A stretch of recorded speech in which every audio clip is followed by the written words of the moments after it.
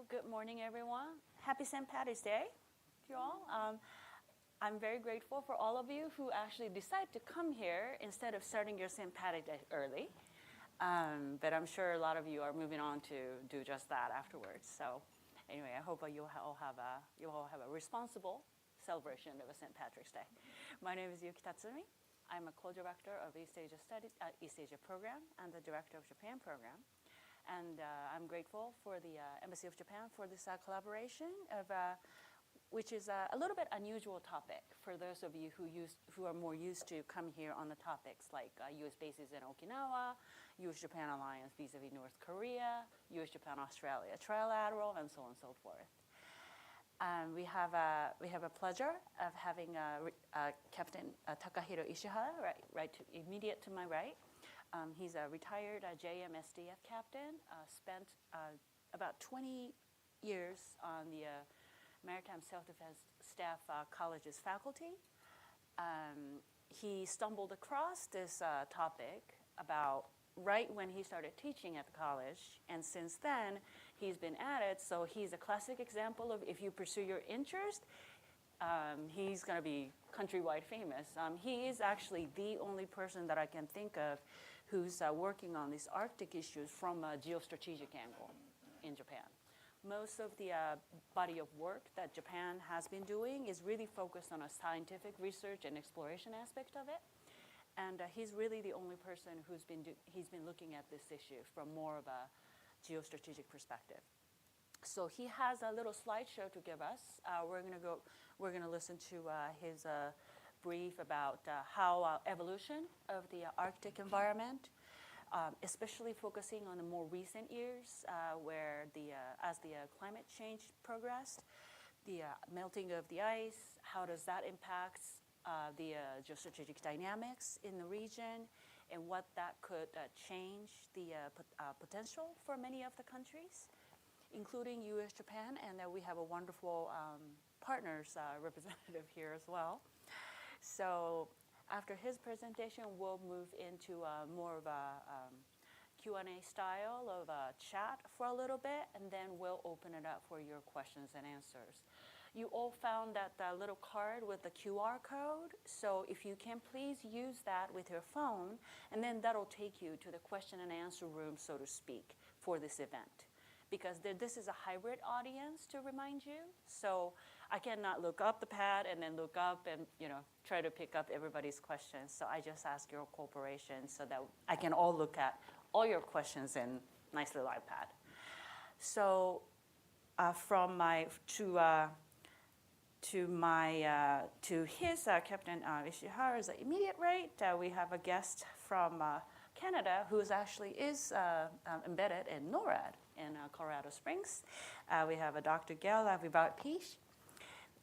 She is a strategic analyst and a defense research and development doctor, and she has been on the tenure there since September 22. So she's been there for a while. So she's the embodiment of the, regardless of what happens in the commerce and trade front, U.S.-Canada defense relations are ironclad. And she'll talk to you more about that too. Immediate to her, to right to her is the retired Admiral Lars Saunes. He is actually, I'm really grateful that he is here on his own time, because at the moment, as some of you know, DoD civilians official travel has been frozen for the cost-cutting efficiency reason. So I'm very grateful that he decided to spend half of the St. Patty's Day with us.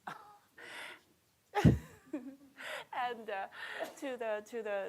to his right is our guest from CSBA, Dr. Catherine Kaki. Dahlstrand. She is a fellow at the Center for Strategic and Budgetary Assessment, where I'm probably sure you guys are all mourning about the last weekend's news of ONA closings, which is very sad thing for all of us who's been benefited from their work over the years. But with that, I think let me turn to Captain Ishihara for his opening presentation, and then we will move into the discussion immediately after. Hi. Thank you, Tatsumi-san, Yuki-san. Okay. Don't worry, he rehearsed all this. Okay. Good morning. Sorry. Good morning, Admiral, everyone. Thank you for joining today's presentation.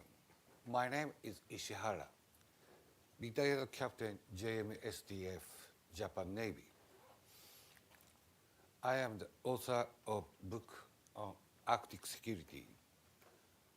I also have background as naval officer specializing anti-submarine warfare, ASW. Today, I will sharing my insight on the growing security challenge in the Arctic and North Pacific, particularly increasing China-Russia military cooperation and its implication for US-Japan alliance. First of all, I would like to state that all opinions expressed today are my personal opinion, not represent of government or any other organization.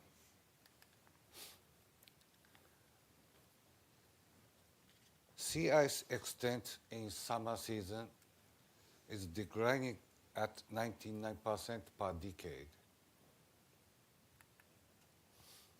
This is a map Sir Halford Mackinder talking about geography. He discussed in the early 20th century the Arctic Ocean is impossible to navigate, so it was treated as icy barrier. The twin shock,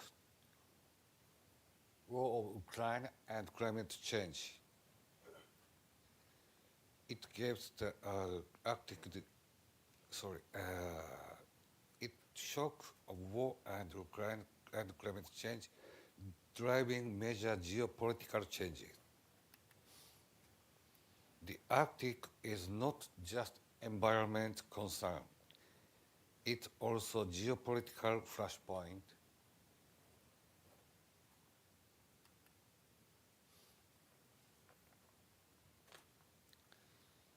The region sees growing tensions, particularly between NATO and Russia. China claims near Arctic states and expanding influence to the Arctic countries using the Polar Silk Road concept. Arctic Ocean is surrounded by NATO countries and Russia. Norway, Greenland, Denmark, and Canada, Alaska, United States. Opposite side, Russia. Since the Cold War, it was strategic submarine operating area, and sea ice loss was discovered by submariners. So, in the Arctic Ocean, SSBN Boomer, strategic submarine operated. So, US Navy submarine first found out the ice loss in the Arctic Ocean. Once they get alert, they surface and break ice and launch missile. And above the sky, missile and bombers flying. The Greenland is the center of North America and Russia, Soviet Union. That is why Greenland is so important place strategically.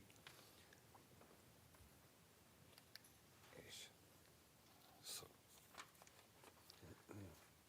China calls itself near Arctic states using Belt and Road Initiative to expand influence under Polar Silk Road concept. The airport expansion work was a symbolic case. At first, Greenland government tried to expand using the money from the Denmark or other but not accepted. So they asked to China.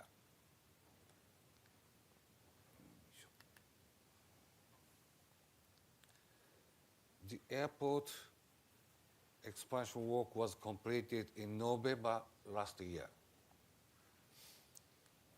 This may have been the first direct flight from continental North America.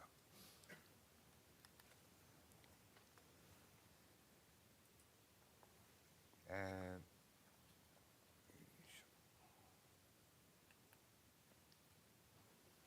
the Arctic Ocean is area of facing both NATO and Russia. So left side is NATO's countries. Right side is Russians. Both sides militarization is increasing. And Japan. Japan's non-military role in the Arctic.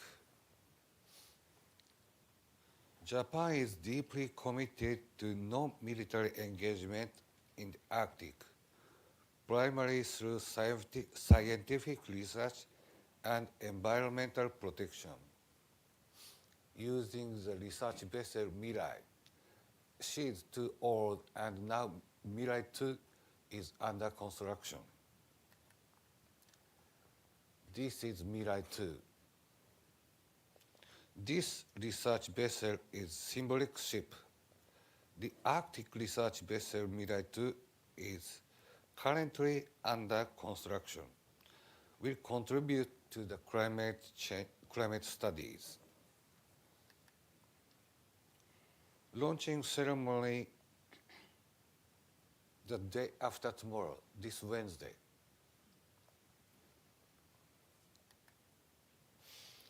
Japan actively participates in Arctic Council and share critical climate data to enhance global understanding.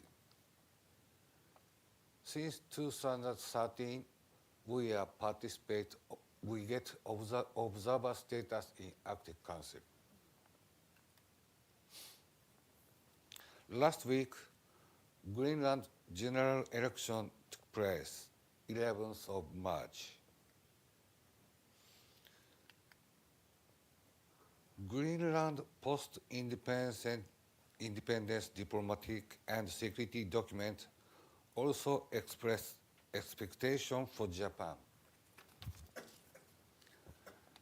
Expectation for Japan, trading partner, of course. But this paper showed Greenland local government hoped for peace and easing the tension in Arctic. They want to learn from Japanese laws from devastation of World War II, peaceful policy, and return to the international society. This person, Mr. Oshima, he has been living in Greenland for 50 years. At first, she moved to Greenland to learn traditional dog sledge operation. And he found wife, and she lived in Greenland more than 50 years. He has four children and 7 grandchildren. Now he's teaching traditional hunting method. This is a peaceful nation, Japan soft power. Growing China-Russia military cooperation. China and Russia are intensifying their cooperation, include military cooperation. China published white paper 2018. The Ice Silk Road officially include Road and Belt Initiative. Recently, joint military activity between China and Russia have been increasing. 2023, Russia and China's naval ships operate near Aleutian Islands combined naval exercise. Not only surface, the above, the Russia and China's strategic bomber joint exercise near Alaska. Also Coast Guard. The two nations have also several agreements to expand maritime cooperation. This is China's first Coast Guard entered Arctic. Resource development and economic cooperation are also continuing. After the Ukraine war, Western countries' economic sanctions against Russia, but China still supports these Arctic operations, Arctic Energy 2 or Yamal gas plant.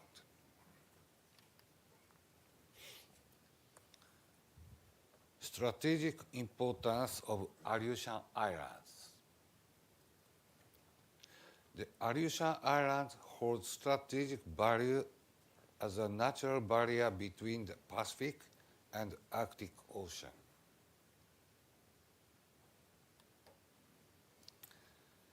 This is very interesting paper published in the U.S. Naval Institute proceedings.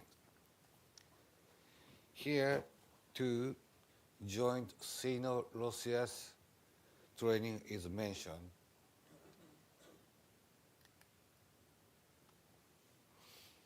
U.S.-Japan alliance in the Northwest Pacific. To counter these emerging threats, the U.S.-Japan alliance must remain strong. Key security measures include enhancing maritime operational capability, including underwater superiority, conducting joint training, reinforcing maritime presence near Bering Sea. Intelligence sharing and anti-submarine warfare coordination are also crucial. Moreover, sea control. Safeguard sea lane is a strategic priority, particularly with Japan's import of LNG from Alaska. This photo is the last summit, Prime Minister Ishihara and President Trump. A secure commercial shipping route is essential for economic stability.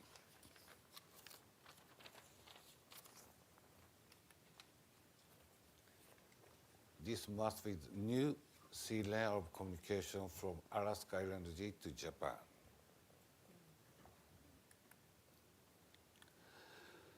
Based on these developments, Japan should adopt a dual approach.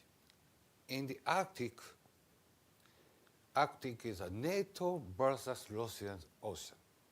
So we, Japan, must strengthen scientific research collaboration, engage diplomatically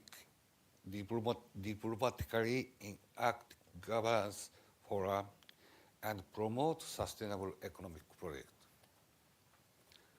In the North Pacific, it's Japan and US, our responsibilities area.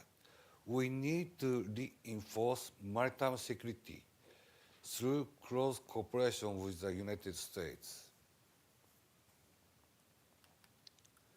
We need to learn more from the lesson of Cold War era.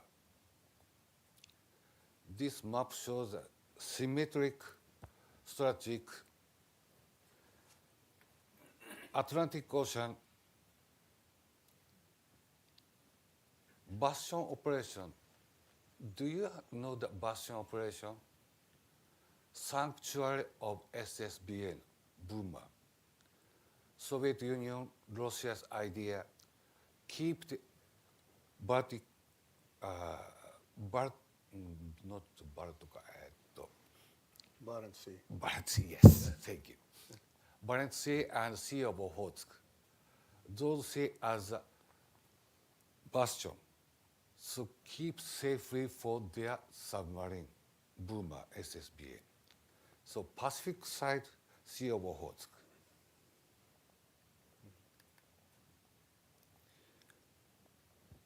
During the Cold War era, Sea of Okhotsk also operational area. Even NATO has forgot the characteristics of ICCs. This is tabletop exercise name Forgotten Water. And the NATO team conducted the joint operation such as the Trident Juncture. So we old sailor know the ICC's operation difficulty, but young officers, young age, forget such an operational know-how.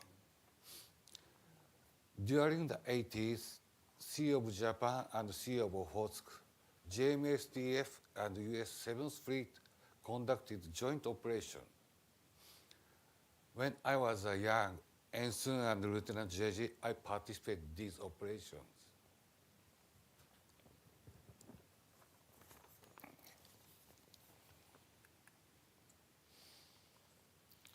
The Northern Sea route will also pass through this area, from Bering Sea through the Sea of Okhotsk and Sea of Japan. This area is well known in military history. This is a map during the World War II. Paramushiro Island, during the World War II, it was the Imperial Japanese Navy's 5th Fleet anchorage. At island, Kiska is very famous in war history.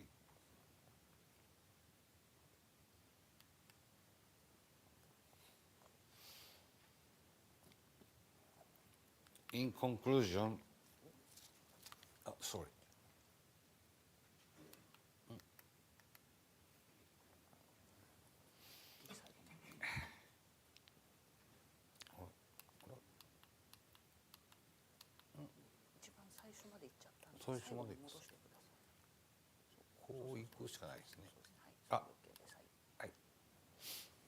In conclusion, Japan's approach to Arctic security must balance non-military role in Arctic cooperation with strong security alliance with the US in North Pacific. Growing China and Russia demands proactive stance, ensuring Japan's economic and security interests are protected. By strengthening scientific research, diplomatic engagement, and maritime defense, Japan can contribute to regional stability while safeguarding our national interest. Thank you for your time and attention. Thank you. Thank you.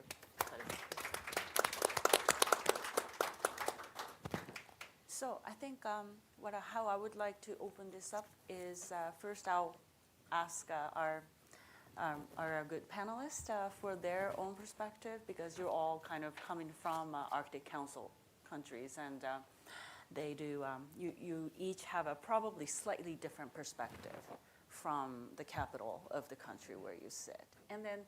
In Gail's and Lars's case, you're currently in the United States, so you kind of have that dual prism as well. So let me start from you, Gail. How does a Canadian see all these evolutions, especially focused on the changes for the last several years, maybe within the last decade or so. As his presentation made it clear, never thought that I would start talking about Japan's northern defense again, quite honestly, but now it looks like we are here, that we also have to start talking about North Pacific as well as from Japanese perspective, Southwestern Islands. So how does that look from where you sit? I would say that from a Canadian standpoint and in the defense sector especially, there's been a realization over the last 10 years of how Arctic security was evolving, the strategic environment was evolving, and how it was affecting Canadian security and sovereignty at home. In 2017, we had a new defense policy, strong, secure, engage, where so it was strong at home, engage in North America, and then strong at home, secured in North America, and then engage in the world. But then last year we had a defense policy update, which the title is Our North Strong and Free, and that really showed, I would say, the shift in Canada's lecture or reading of the strategic environment, with a real emphasis on Canadian sovereignty and I would say position in North America as the core of the Canadian defense policy and the top priority. And we've seen an acceleration in our investment in our North to be able to not only defend the North against external threat, but also ensure the safety and the security of Canadians that are living up there, local communities, Indigenous people. And so, for example, the minister announced last week that there would be the creation of new support hubs across the region for operations for the Canadian Armed Forces that are really focusing on multi-purpose capabilities and infrastructure, so that it's not only military infrastructure and military capabilities, but that it can be used by other agencies in response to disasters and emergencies, as well as so that those infrastructure and capabilities can be used by local communities and other departments in their Arctic operations and daily and regular activities. Because one of the key challenges when we think about the Canadian Arctic is how hard it is to operate there and maintain a presence there because of the sheer size of the region, the very sparse population, and the impact of climate change on the general environment. And so it's really, I would say, at the core of our presence, and it's supported also in 2019, the Canadian government adopted a Arctic strategy, but for our country, on how to be more present. And so I'd say it's a very holistic vision because of the presence of our population, the impact of climate change, but the focus on defense and the investments are really coming in at the moment under our new defense policy update. Yeah. Thanks. So just to confirm, so this Arctic between U.S. and Canada, so NORAD looks at this, Yes, right? It's of course. squarely in NORAD's. Of course, and NORAD, there's two mandates, right? And Canada and U.S. have historically worked together in the Arctic. I mean, it's very hard, and especially now with the threat environment, right? Threats don't stop at the border. They don't stay in one domain. We're looking at a threat environment that is multi-domain, that is really global. And so it's very important for Canada and the U.S. to work together. And that's what's been going on. The alliance between Canada and the U.S., is arguably one of the strongest in the world when it comes to defense. And then on top of that, we have NORAD, which is a unique binational command. So the commander of NORAD reports to both Canada and the United States in the defense of the continent for aerospace warning, aerospace control, and maritime warning. And Canadian and military forces are working jointly within NORAD to defend the continent and defend both homelands. And so whether we're talking, for example, of aerospace warning and aerospace control, we've seen an increase in Russian bomber patrols, for example, that are back to the numbers of invasion of Ukraine in 2022. And whether it's in the American aerospace identification zone or in the Canadian aerospace defense and identification zone, Canadian and American jets will work together. It's not it's not like a division of Canada takes care of Canada and the U.S. is taking care of the U.S. It's NORAD taking care of North America. And I think this is really important.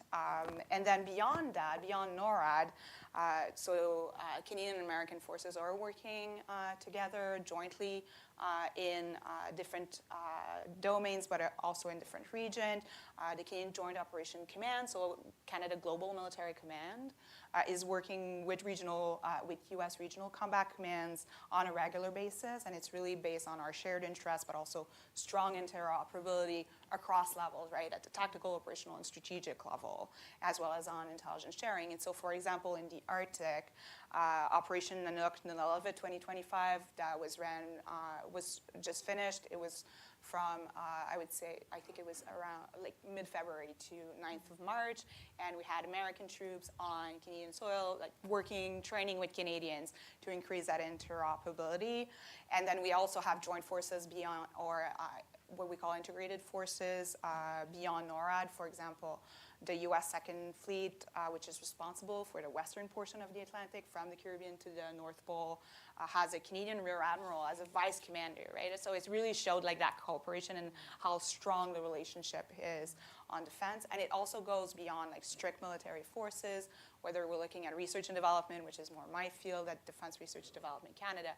I work with my American colleagues on a regular basis. We have MOUs that are there to tackle those wicked problems that require more than national or unilateral approach when we think of Arctic security.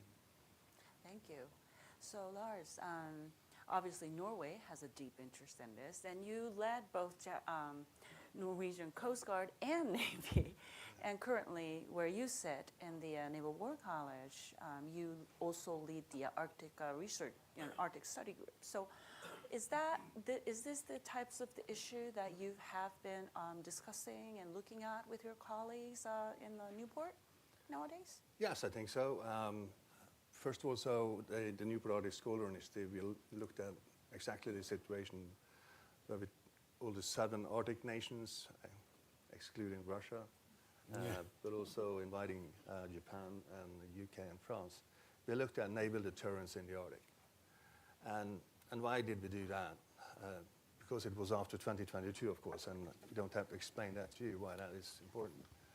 So, but let me propose at least three things. So, you were mentioning, Captain, the Lehman Doctrine in the 1980s under Reagan, how we were pushing back the Soviet Union. I was a commander of a Norwegian submarine at that time, in '89, and we kind of won the Cold War. A great success, I believe. But things are different now, and the first thing that is different is that you saw the Mackinder map, the ice is gone. So that's terrible for the Russians. Suddenly their northern borders are open for enemies, and that's not a good thing in Russia.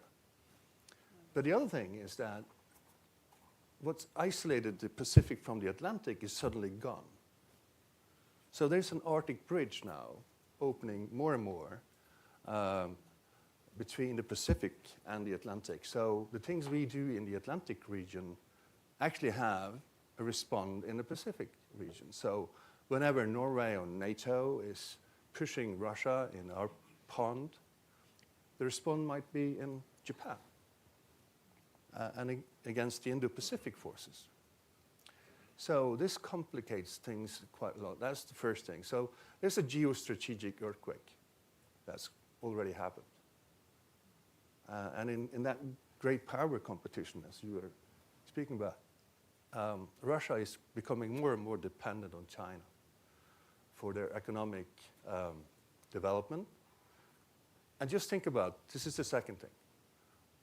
Why is the Arctic vital to the Russians? Just think about that. It's where they have a very high political ambition that can overturn the regime if they fail in the Arctic. And it's the foundation for an economic, prosperous nation is in the Arctic. And the defense of their country, which makes it vital of interest to the Russians. So we have to bear in mind those things. So militarily, what we see is that still Russia is reluctant to invite China into Arctic proper. We can see now they're doing things in in the Bering Ocean, but they're not doing the same thing in the Barents Sea or in the Arctic. So there are some restrictions here. Russia wants to dominate the Arctic. That's the second thing. They want to dominate it. And the Northern Sea route is the first place where you will have a dominant place to operate.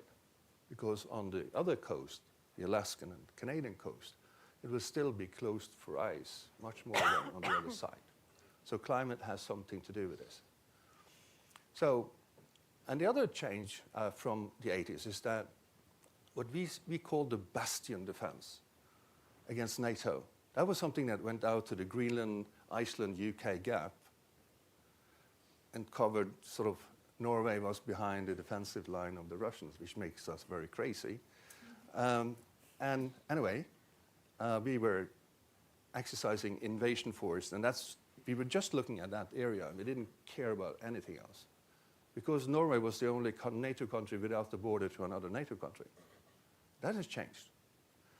But from the Russian perspective, the bastion now goes from Kamchatka, where they have their other nuclear strategic submarines, all the way over the Arctic through the Bering Sea, through the Arctic, into the Barents Sea.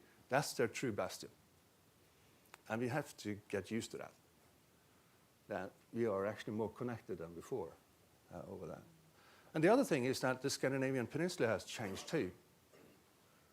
And this is perhaps the most important thing, because when Finland and Sweden joined NATO, Norway is suddenly a supporter to Sweden and Finland, reinforcement and resupply over the transatlantic link, and not anymore alone. At the same time, the Scandinavian peninsula is an island in Europe with water on three sides, and Russia bordering on the north.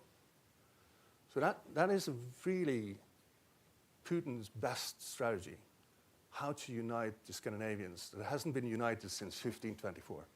I did it. And that is why this area is also so important to the United States, because it gives the United States access into the Arctic, close to Russia strategic forces. And that will probably be a similar thing with Japan and the United States in the Pacific with regard to Kamchatka and the forces coming out of the Russian fleet there. But the difference is that Russia and China will have a much stronger ties in the Pacific than in the Atlantic. So that's a little different.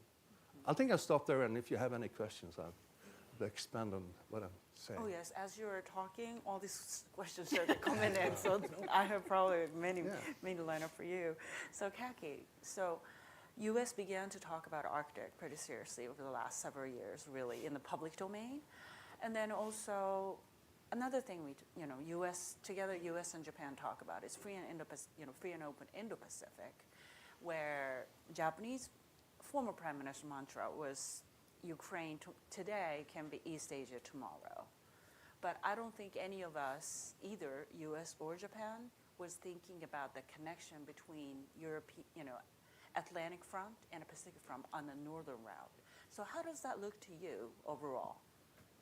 No, thank you for this. This is a fascinating conversation. I think what I'll say will follow on nicely from what the Captain Gael and Lars said as well, which is I think in the United States especially, there's sort of a moment of change in the United States regarding the Arctic, right? So we've seen, as you hinted at, a flurry of strategic documents coming out of the U.S. government in the last several years, from individual services to a national strategy to Department of Defense-wide strategy. And there's a deeper recognition of sort of need to at least think more seriously about what the United States would like to sort of have in order to defend its interests in the Arctic going forward.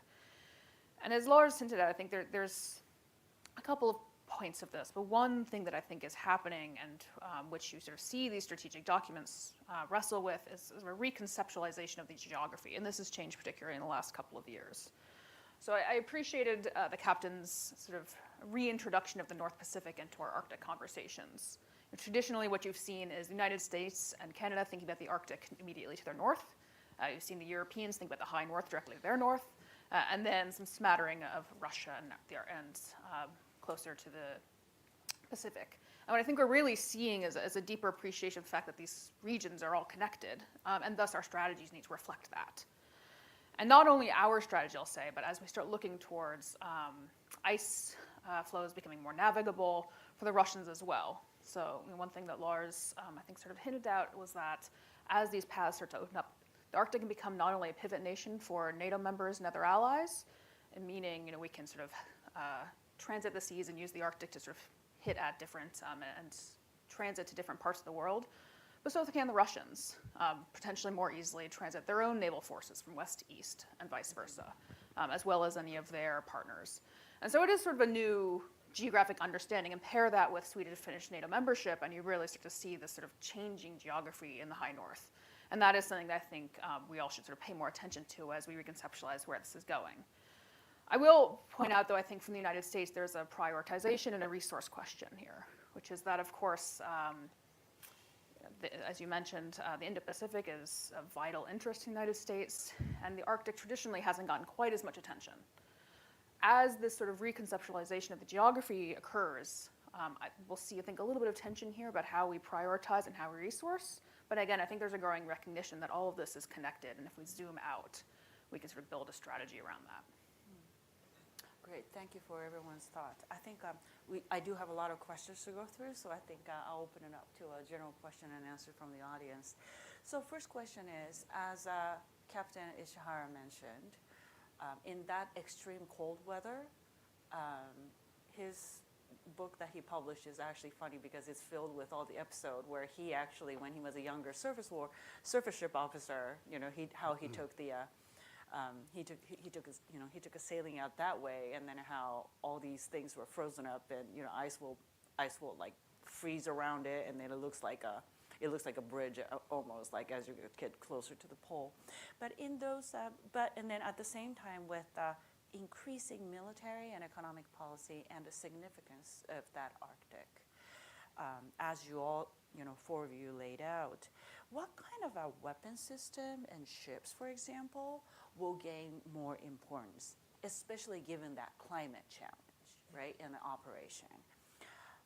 And then also, Captain Ishihara hit it on a very important point about younger naval officers, especially, we were actually spending some time talking about how Japanese young naval officers really have not operated up that far north because there has not been that, focus has not been there in recent years. So it takes human body to adapt to the climate to some extent too. So given these climate-specific challenges, what are the systems that you see that could be useful in that theater? I think Gail, if you want to. Before answering the question specifically, I think it's important to recognize that the Arctic is a very diverse environment, and what is required or how one can operate in the Norwegian Arctic or in the Russian Arctic or in the Canadian Arctic is very different. Even from a Canadian standpoint, there's such a diversity of environments within our borders that requires a lot of resources and of diversity in the type of capabilities that we're going to acquire. And so I think we need to take that in consideration. I would say one of the biggest challenges before thinking even about weapon system is how do we get there, the logistics of it, supply chain? How do we ensure survivability of our troops? And this is what Operation Nanook in Canada is focusing a lot on, is how do we defend our country, but also how do we maintain a presence there and make sure that our troops and our capabilities are going to survive the cold and the night and so on. But at the same time, this presents a very good line of defense in the sense that it's very hard to operate in the Arctic. And we also have to, I think, differentiate between the kind of weapon systems or capability we need to in a North American context, that we need to defend North America from threats that would be passing through the Arctic, but targeting the southern portion of the continent, versus threat that will manifest in the Arctic or that will target the Arctic per se. So I think when we have those conversations, before getting into very specific details, we need to think about what kind of threats we're talking about and in which region or sub-region of the Arctic they will be manifesting. If I can just add to that, okay. Yeah, So, and then, maybe so I'll go to Lars and then I'll. I think all the Arctic nations, including Russia, strategy is mentioning that they want to be a prosperous Arctic nation, take care of the environment, and have a development in the Arctic that take care of their indigenous people, And all that is quite common. So when I looked at it from the Coast Guard point of view, I saw the threat more like, how do we take care of our fish stock? How do we prevent oil pollution or rescue people or being present all the time? So my priority was to actually rebuild our Coast Guard fleet. And now we have 10,000 tons Arctic patrol vessels with 2 Romeo helicopters, with the hospital. And we are able to handle a situation where we have a couple of thousand tourists on an average age of 70 being rescued out of the Arctic. Those are the day-to-day challenges you have to cope with first. So when we turn around to EU or other countries, how would you help? It's your Arctic, kind of. So we had to do it. And then now when the the military threat has led to a NATO transformation in the Arctic. And so the question you can ask is, how far into the Arctic do NATO go? So Norway built a satellite system for the F-35s that gives high altitude internet to all F-35s on a secure net. Whether you take off from Finland, Norway, or Anchorage, Alaska, we can be on the same net. We share, information through sensors in the Arctic. So I think the advantage we have is that we as countries are joining together and sharing our capabilities and sharing our future assessment of what can go wrong. And that is really important. The weapon systems, they are there, and they need to be considered. So Ishihara-san, Yes. you talked about the maybe utilization more of the unmanned platform, Yes. at least especially for the persistent presence purpose. So if you wanted to talk So- a little bit about that. In Northwest Pacific area, underwater capability, underwater warfare, so anti-submarine warfare, but very few resource, budget, and human resource. I propose to use the unmanned aerial vehicle. So Sea Guardian successfully tested anti-submarine warfare operation this January. So it must be the good case for us Japanese to use such an unmanned aerial vehicle, to use the anti-submarine warfare, to watching the underwater Northwest Pacific, and use the Aleutian Island as an alternate base for such an unmanned aerial vehicle. It must be my personal opinion, good idea for U.S.-Japan alliance. I think if I may hop in here, the captain's comment highlights, I think what Gaia was really saying, which is there are so many different aspects of the Arctic, so many different geographies and so many different topographies, different climates, et cetera, that you can face not only in one specific area, but throughout the year there are changes that are fairly drastic as well. So the first step is really to step back and not only think about what threats you're facing, but also what operational concepts you have, what your goals are, sort of proactive, positive goals as well. And that will have to be divided up into sort of different parts of the Arctic region. One thing I'll say to sort of add to the list here is I also think, we mentioned sort of search and rescue, which will be key going forward, of course, but also situational awareness, which is part of what the captain was trying to get at here, and how you think about situational awareness in different parts of the Arctic. The infrastructure required, not only for logistics and sustainment, but also to sort of launch any sort of operations that one might be doing, such as these unmanned systems. But then also to rely on existing expertise. There's no need to reinvent the wheel. So of course, our Norwegian, Swedish, Finnish friends are highly capable in high north, fairly low infrastructure environments. How can we sort of capitalize on the investments and the knowledge that they've already generated to bring greater capabilities to other allies and partners? Great, thank you. So one of the things is that there's a very specific questions. I didn't realize there are so many people who are interested in this issue. So there is a question about icebreakers. Icebreaker. I understand. So Russia apparently has dozens of icebreakers and its Northern Fleet, but the U.S., Canada, and Japan are all playing catch-up. So can any of you care to give us an update? And of course, that includes our other NATO friends as well. So what kind of a combined icebreaker capacity do we have? I would like to start on that because I was in 2012 when I was the head of the Coast Guard. I was asked whether I needed an icebreaker, and I said no. I'm fine with one, because I was up at 84 degrees north before I found any ice north of Svalbard. But I really would like to have huge patrol ships that can go through a meter of ice, which is sort of a Baltic code. It's not really an icebreaker, but it can operate in ice.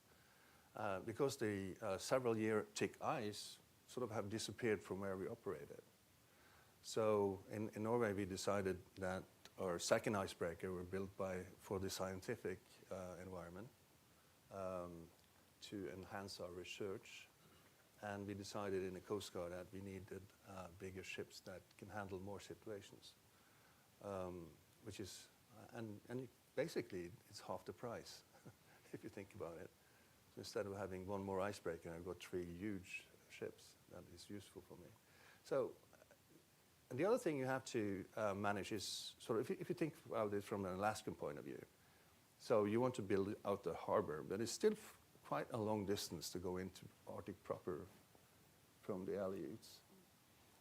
So we made a deliberate choice. Instead of building harbors, because we have harbors, we built huge ships that can be a command ship that can actually in the future command autonomous systems in the air, underwater, on the surface. And there is a lot of development now with sail drones, with different types of autonomous vehicle that can be enhancing our operating environment in the Arctic. And I think that is good. Anybody? Yeah, Canada is launching new type of ice-breaking patrol vessel. It must be good. If you want to So talk a little bit about that. I co-authored the book out of the first Newport Arctic Scholar Initiative, and one of our recommendations was to see more cooperation between Arctic state on icebreaking capabilities because of the sheer size of the challenge, both in terms of producing and designing and then building those icebreakers, but also the demand that there would be for icebreaking capabilities in the Arctic as the region continued to warm. And as we know, it's not because the polar ice cap is reducing in size and that the ice is receding that there is no ice in the water, which actually increases the requirements and for icebreaking capabilities. So Finland, Canada, and the US signed the Ice Pact for designing icebreakers last year. We'll see if that deal survives in the coming months. But I think this is a very good example of multinational efforts to tackle this issue. And then in Canada per se, the government just announced we have a national shipbuilding strategy that includes the new icebreakers, both for commercial waterways in Canada and the Arctic. And the government just announced the acceleration of the polar icebreaking production with 2 icebreakers, 2 heavy polar icebreakers that will be ready by 2030, produced by 2 different shipyards in 2 different regions. So there's also all these questions of, shipbuilding strategy, and shipbuilding is a big investment in communities, in cities. And in Canada, it's been shared between Davies in Quebec City and Seaspan in Vancouver. What about you, US? Sure. I mean, I think the Ice Pack is a great example of an initiative that can really help make progress here, particularly as we spoke about prioritization and resources. As the United States faces shipbuilding challenges across its priorities, these sort of multilateral efforts, I think, can really help to ensure that each ally is increasing its own capacity. So obviously, for obvious geographical reason and historical reason, we are spending a lot of time talking about how Russia's interests have been revolving. And sometimes, Russia does justify there are certain things that they do in the region, insisting that those are for scientific research or a safe passage, for humanitarian reasons, and so forth, right? But that is a very similar argument that you often hear from China when they expand their maritime activities. They usually gets headed by the scientific research. Japan knows this. In the East China Sea, we have been seeing Chinese maritime research vessel for some time. So, and then, as Captain Ishihara's presentation demonstrated, China does have a growing interest in the Arctic region, and that could be a tension point between what role China wants to play as opposed to how Russia wants to see it go down, as close as their relationships are getting in. But when we talk specifically about China's growing interest in the Arctic, what will be the major concerns that each country or countries together might have? Maybe I'll start with you, Kaki. Sure. First off, I will say, I think both China and Russia have growing interest in the Arctic, and as you mentioned, right, sort of growing expansion is often justified by scientific or diplomatic means, and that's not new, as you pointed out. I think both countries have gotten good at trying to operate sort of underneath this level, where things are justifiable, but if you zoom out and take a look at the grand pattern, they can be more troubling. So we'll start there. I will say, I think a couple of things. One, as was pointed out, Russia is increasingly reliant on China, but also China is reliant on Russia to allow access into much of the Arctic. And that's a dynamic that I think we're going to have to pay very close attention to. We have seen a number of threats that could grow, to include Nunu polar bear, which was the sort of top suspect in the Baltic Connector pipeline interruption, traveled via NSR afterwards, sort of left the Baltic Sea area. So I think you can see there's a transit concern. There is concern about the potential, as Gael mentioned, sort of threats coming over the Arctic or through Arctic airspace. That continues to be a threat. There are, of course, questions about economic claims and how far one can push off. And for the Russians particularly, as they see the Northern Sea route as particularly important for their own trade relations, how they might securitize the Arctic and make greater claims there. I mean, it's a very complicated region, but I think this is definitely something to keep an eye on. So I think if you look at the development, and this is back to what I was saying, that Russia wants to dominate the Arctic. So the Northern Sea route, it's quite simple. They were looking at the UN Commercial Law of the Sea, and are using the paragraph about protection of ice-covered areas to regulate a movement in their economic zones and territorial waters. And then, but they don't, and that is put into Russian national law. So if you want to go through there as a military ship, you have to have a diplomatic clearance for 30 days, you have to have a Russian pilot. But then, the next paragraph in UN Commercial Law of the Sea say that previous paragraph about, protected area of ice doesn't apply to state ship and military ships, because they can take care of themselves. So by sort of selecting things in the UN Commercial Law of the Sea to sort of regulate how they are managing the access through the polar area creates friction. And so nations can agree or disagree on that. In addition to that, you're drawing baselines out to islands far out at sea. So that's a legal issue. And all the Arctic states have said that any legal issue with the UN Commercial Law of the Sea, we will negotiate. That's out of the illicit declaration in 2008. And that was repeated in 2018, by the way. So all the coastal states are sort of, we will not go to war on this, kind of. But then, if you look at the Chinese, they're much more cunning. And they are sort of dominating now how the logistic hubs along the Russian coast, where they're going to be, who they're going to serve. So they're sort of also making their economy a strategy of how to dominate into the Arctic too. And if you look at last summer, which was very special because you have the US Haley icebreaker, you have the ice dragon from China coming over the Arctic, visiting Murmansk on the Kola Peninsula with science. And you also had a little small Norwegian icebreaker there too. But anyway, what we found out was that when the Chinese expedition finished, and this is due to our Chinese Strategy Institute at work. But I looked at the Chinese reporting, what they were doing. They were saying they were supporting the PLA Navy, future submarine operations in the Arctic. Because in the scientific report, they actually needed to underline why they do this. But on the military side, there was nothing. So in my mind, there's no doubt that what they are preparing for is a strategic move into at least the Bering Sea and the Arctic in the future with their submarine operations. So we need to consider that as well.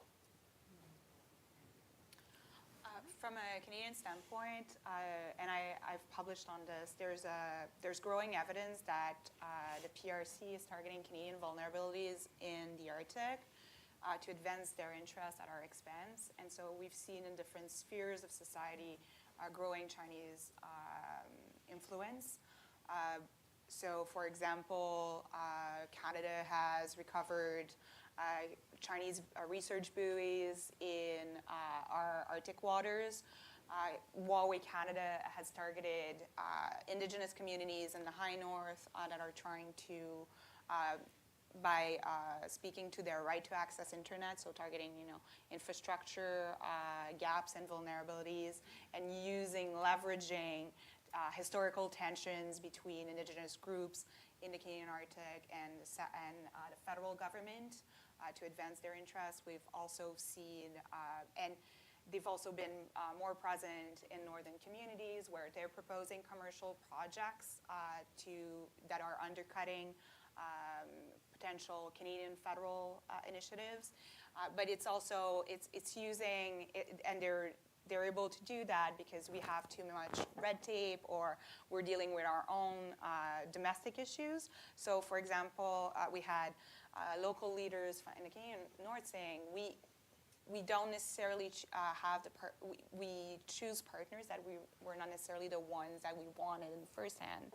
And they're talking about that, like going with foreign partners because it's too complicated to get Canadian partners investing in communities or working with the federal government because of the rate taping, but also because of the governance mechanisms that are in place that are complicating investment and development quickly. And so this is really something I think that government is very well of, and that through investment and the new, especially under the new defense update, that we're really trying to counter. So, from Japanese perspective, Chinese activity in activities Arctic increase. It means the Chinese vessel cannot warp to Arctic Ocean. They steam from mainland China and near Japan, Sea of Japan and Sea of Okhotsk, and through the Bering Sea. It means our responsibility increase. Always watch maritime domain awareness, or even underwater, Chinese submarine will enter the Arctic Ocean. Our business will increase. Does this make our Coast Guard Coast busier? Guard, yes. In that? In Japanese Coast Guard have icebreaking patrol vessel, and reconstruct this year, brand new Coast Guard vessel. They are always ready. So, as if we follow your presentation, Ishihara-san, your presentation suggests that the Japanese presence or Japanese activities in the Arctic area over the next 10 years were more likely to increase, not decrease, because of all these changes that are happening. But do you think Japan, what kind of a balance, you touched upon this toward the end of the presentation, what kind of a military and non-military activity and role balance that you think Japan will play? And you may want, you may talk about maybe more security heavy role closer to Bering Sea area, but then as you get closer to the North Pole, then it's more non-military, more scientific research, environment research, and things like that. But just wanted to see how you see Japan's role in the Arctic. both. will change. So in Arctic, scientific research based using Mirai 2 and soft power, so support the indigenous peoples in Greenland or such a Japanese style commitment. Individual persons such like Oshima-san or very close relation local peoples. We made a long history. It must be good for in Arctic. The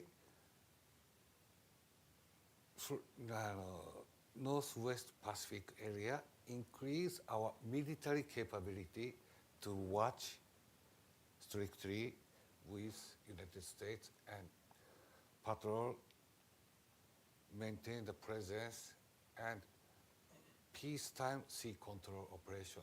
So in other words, what 7th Fleet and JMSDF were actually doing during the Cold War in that Yes. direction. Okay. So in that realm, I guess not just US and Japan, but then for collectively, for all the partner nations, what are the, and of course, given the constraints, geography, weather,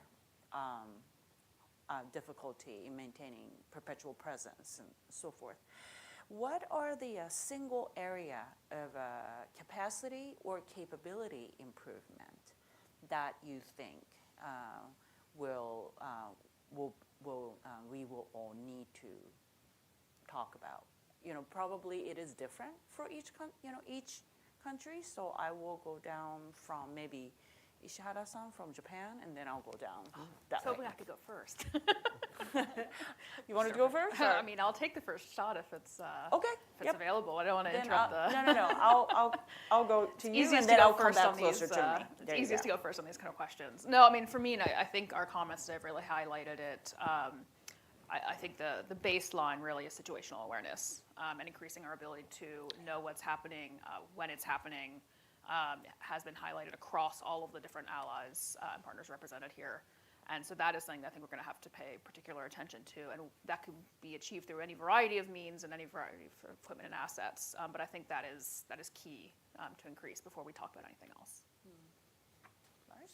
Well, I kind of agree with you. And That's if why you I wanted see, to go first. Yeah, but practically, if you see the Norwegian defense pledge, you see the Swedish or Finnish or the Canadian defense priorities now is long-range drone, it's surveillance, it's situational awareness. And to us, it's been that for 25 years because we live next door to Russia. We've been doing that for 1,000 years. So we know we need awareness because we cannot afford to make a wrong decision. So that is why to understand the situation you are about to enter is so important. And then secondly is long-range fires and air defense. Yes. Yeah, I agree on situational awareness, and I would, the NORAD commander speaks of awareness from the seabed to space. It's really the entire, like across domain that we need to be aware, and I would add to that, or include in that also the human environment, social economy, like what is happening in our north, right? Who's there, who's talking to our populations, who is investing, and so on. So there's this really need for a holistic picture of what is happening in our north. And then we need to be able to counter that, but we also need to be able to sustain operations. And from a Canadian perspective, the logistical piece is very difficult. We sometimes forget how far the Canadian Arctic is from the south. And even like from a maritime perspective, it is faster to sail from Esquimalt on the west coast to Japan than to reach the Canadian Arctic.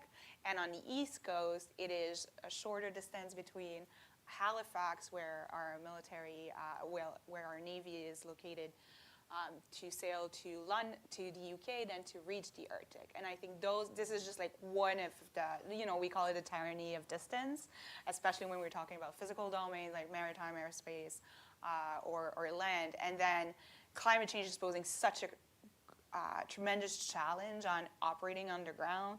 I mean, we call it operating on jelly, right? We're building roads, but within 18 months, those roads need to be completely redone. It's the same thing with airstrip, maintaining hangars in the region. It's very hard. It's not just about investing, but it's going to be about maintaining.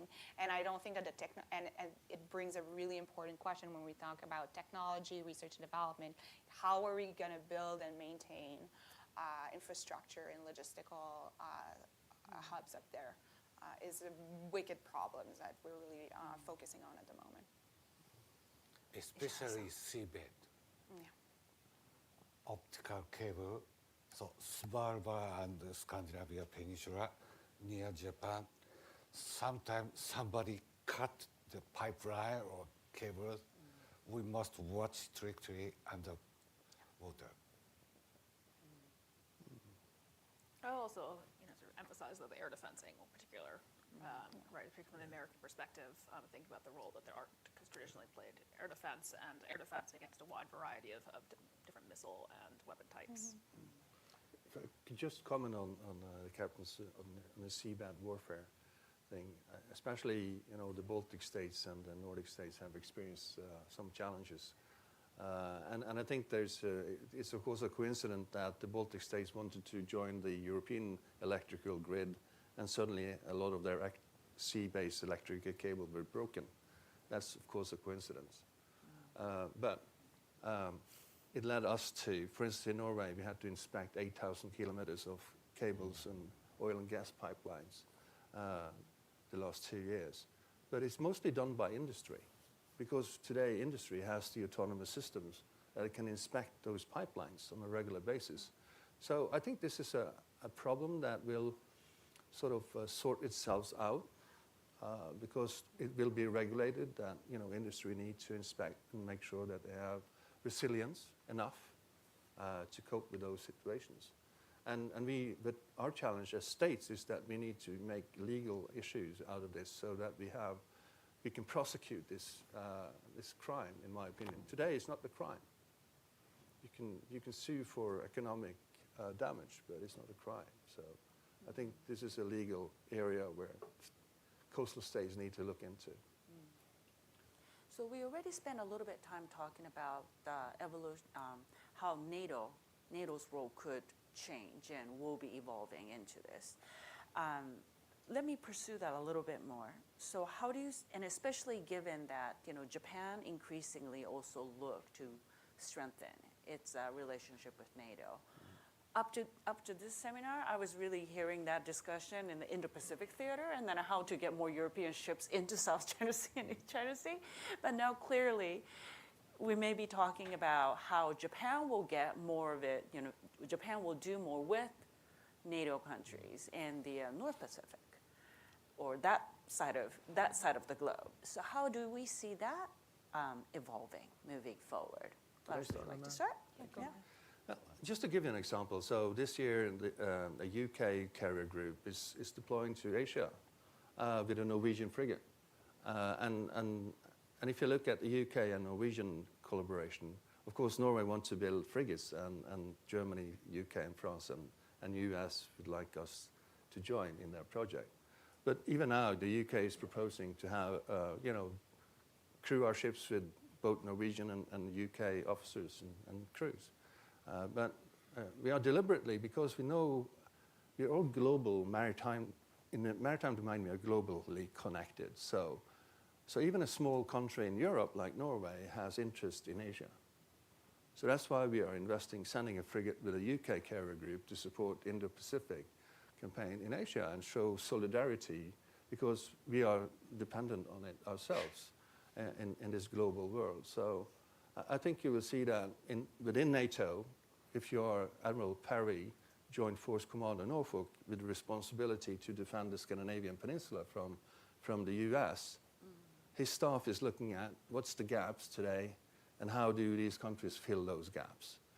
So, and you will see now that most countries in Northern Europe, at least, are going beyond 3% nearly in defense spending to meet those gaps. But it will take time because our industrial base has sort of been diminished after the Cold War.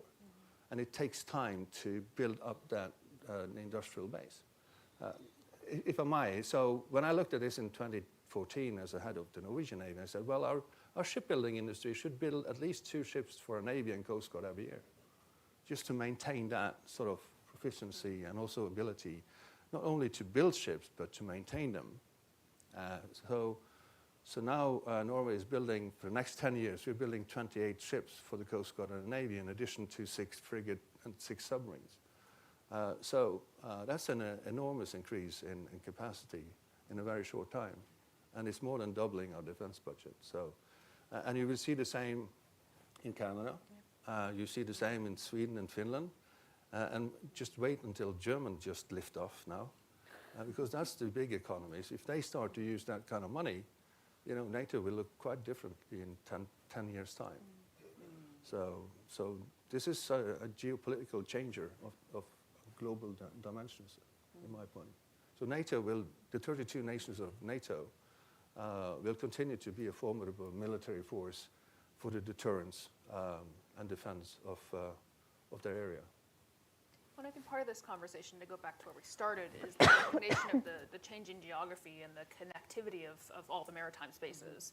And so to your question about, you know, we often discuss NATO cooperation in the Indo-Pacific, but we talk about Asian cooperation in Europe. And I think here, if you zoom out, right, the idea that the captain is proposing of Japan taking on greater responsibility in peacetime maritime situational awareness and patrols in the North Pacific, that really contributes to global security and contributes to security in Europe in addition to the Indo-Pacific. And so it's, again, stepping back and taking this sort of global goal. So even if Japanese self-defense forces are not physically in Europe, you're still contributing to European security by contributing to global security.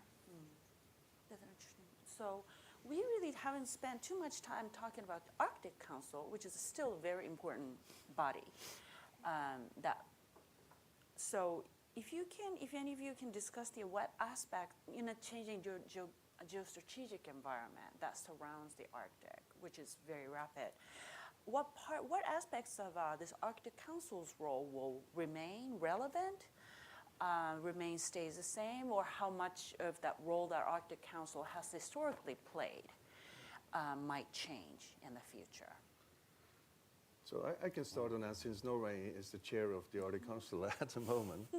And you know, after 2022, there were no political trust in the Arctic with Moscow. So it was a discussion whether the Arctic Council actually would survive after that. So when Norway took over the chairmanship 2 years ago, there were not any sort of dialogue beyond the 7. Russian were excluded. And eventually, after some negotiation, they were able to restart at least some of the working groups, but not on a political level. So that's where we are now.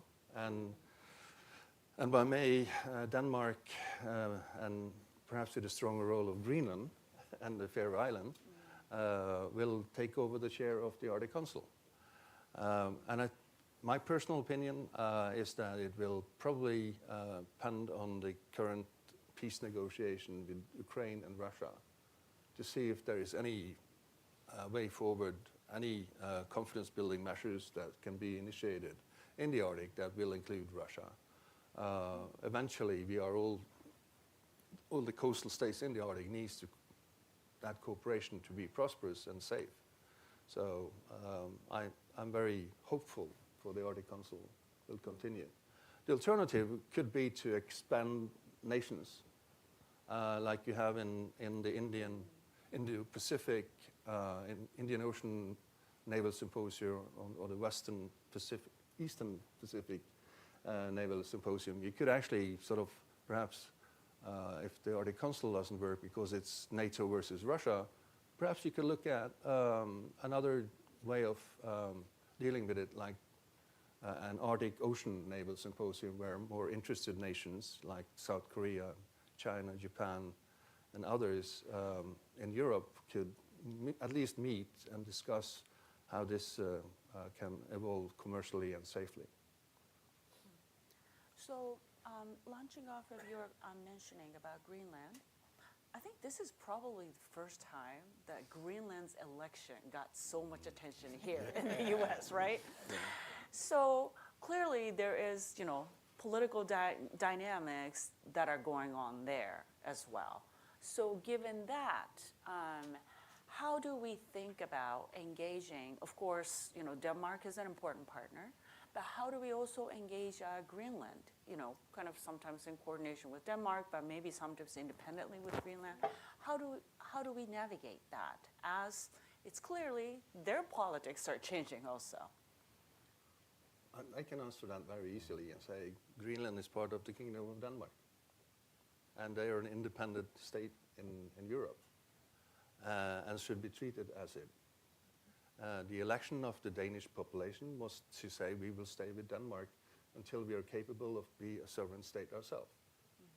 So they are open for trade. I think part of this, not to comment politics of today, but one of the issues that this highlights is the need for greater understanding of how different nations, how different areas within the Arctic operate, the sort of local conditions, right? But also, as we talk about the Arctic Council, we've been very focused on the security side of the house today, but also on climate, on science, on protection of indigenous peoples, on economy, on trade, on search and rescue, all these other different components that it deserves some attention for us to be able to really give some nuance to the conversation across a wide number of areas. And here's where I think, again, we focus very heavily on the security side of the conversation today, but there's a wide other scope of conversation. It's part of what makes the Arctic so interesting as we sort of approach it as strategists and analysts. And I would argue that the Arctic governance is very strong, and it crosses all of those sectors, and I think that increases resilience when it comes to Arctic security, like defined more widely. They're still engaged, as Lars was describing, right? Despite there was still collaboration at the working level on specific files under the Arctic Council, and I think in difficult times, those non-military forums and those relationships at the subnational level or at the working level are really critical in maintaining dialogue and connections between different societies. So maybe Arctic Council's role could actually be more important moving forward with addressing all the issues that Kaki highlighted. And Japan always has a Japanese national living in there, carrying on their traditional way of hunting too. So with that, well, this was a fascinating conversation. Certainly, I look across the floor, and this is a very different types of audience that I get from my normal Indo-Pac conversations. I really much enjoy that. I hope you all did too. Thank you, Ishihara-san, for coming all the way from Washington to do this, to Washington from Tokyo to do this. When you're crisscrossing actually Japan, different colleges talking about the enlightening Japanese audience about the importance of Arctic. And then thank you all for joining, and thank you for those of you who are joining online for your questions, and for both online audience and people here. Thank you very much for your question. And this concludes our seminar. Thank you so much for joining us this morning, and happy St. Patrick's Day for the rest of you. Thank you.